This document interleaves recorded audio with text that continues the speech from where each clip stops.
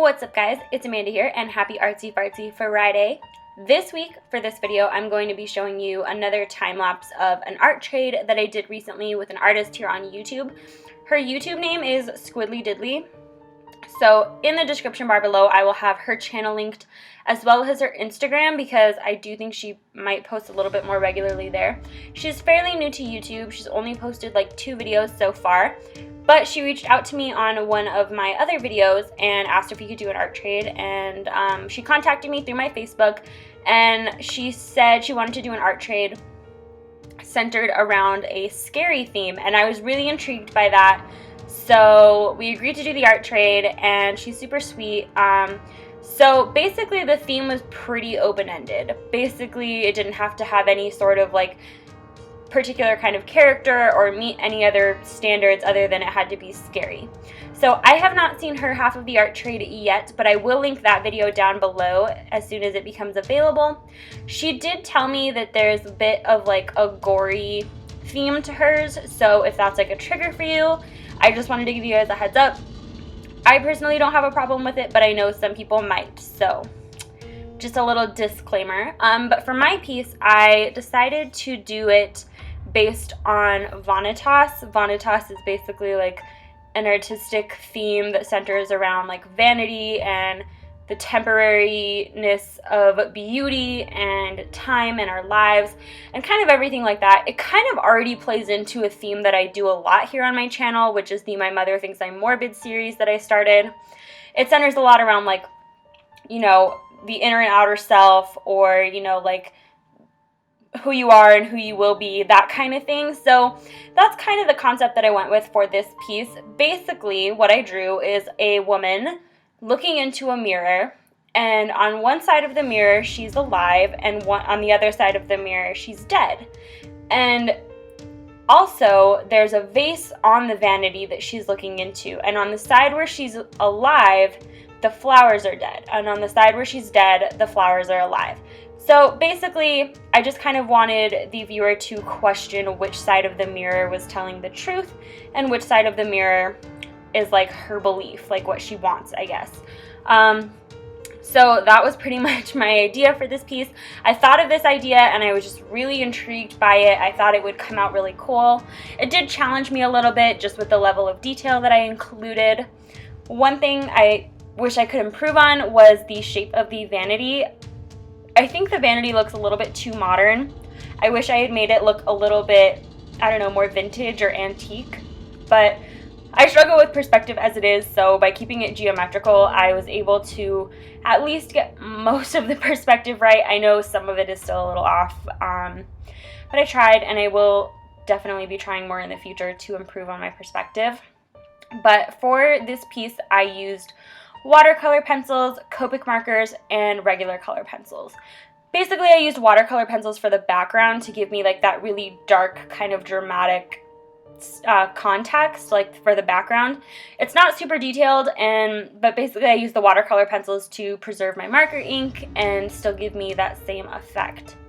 Then for the majority of the coloring on the woman and the reflection, I used my Copic markers. Same thing for the vanity. And then I went in with my colored pencils just to kind of touch things up and add some effects. That's how I made the mirror look slightly more reflective, and I also gave a more glowy effect to the light bulbs. One of my favorite parts about this piece is the dress. I love the way the dress turned out. I was really skeptical about it when I was coloring it because I knew I wanted it to be dark, but I didn't want it to be black necessarily because then you wouldn't really see any of the dimension, and I have a really hard time shading black. So instead, I made it a really, really dark red, which I shaded using a really dark purple and then darker browns and such. So I thought the dress came out really cool. Basically, you know, the idea behind this woman is that she's concerned with her looks. You know, she's concerned about vanity and her appearance, and when she looks into the mirror and sees the dead version of herself looking back, that's like, I don't know, I guess like her worst nightmare. I guess it would be pretty shocking to anyone. but that was kind of the pose. I think the pose is still a little stiff too, but that's something I'm working on as well. And then after coloring this piece, I went in with my multi-liner pen and added a lot of lace details around the piece. I added lace details to her dress, to the vanity, and around the entire border of the piece. My hand was killing me after this, but I do think it gave it a really nice effect and just added a little bit more detail to it. I really had fun with the details in this piece, like drawing the skeleton and drawing the flowers and the hair. I had a lot of fun with it. So definitely go check out SquiddlyDiddly's channel and subscribe to her for more videos. Thank you for reaching out to me and doing this art trade. I had a lot of fun, and I am still open for art trades. The easiest way for you to contact me is through Facebook. That way I can just keep all of the messages organized, and they're easier for me to go back and reference. I do have a couple more art trades and collaborations in the works, however, so if you are wanting to do an art trade, please be patient with me. It is going to be a little bit of a lengthy process just while I finish up the ones that I have, and then of course I have school and life and everything like that. So I'm busy, but I am definitely still open to them because I do think they're a lot of fun. They're a really good way to challenge yourself. And honestly, doing art trades has made me a little bit more open-minded about doing commissions in the future. Just because art trades, in a sense, and collaborations are very similar in that you're having to work with somebody else and kind of update them on your process and keep them in the loop with what you're doing. So I think this is a good starting point for me to maybe do collaborations in the future. I'm not promising collaborations or anything like that, and if I do them, I will probably only do very few at a time. Just so I can manage my process and my time a little bit better. But yeah, I think they're fun, and they're definitely something I want to do more of, but we are nearing the end of the video here, so I hope you guys liked this video. If you did, be sure to give it a thumbs up. If you want, comment. I always love reading your guys' comments. They're my favorite.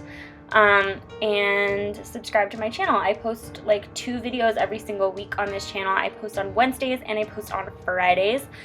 So definitely subscribe for more. And again, go check out SquiddlyDiddly's channel and her Instagram and her half of this art trade. And that's pretty much it for today. Thank you guys so much for watching. I will see you guys later. Bye!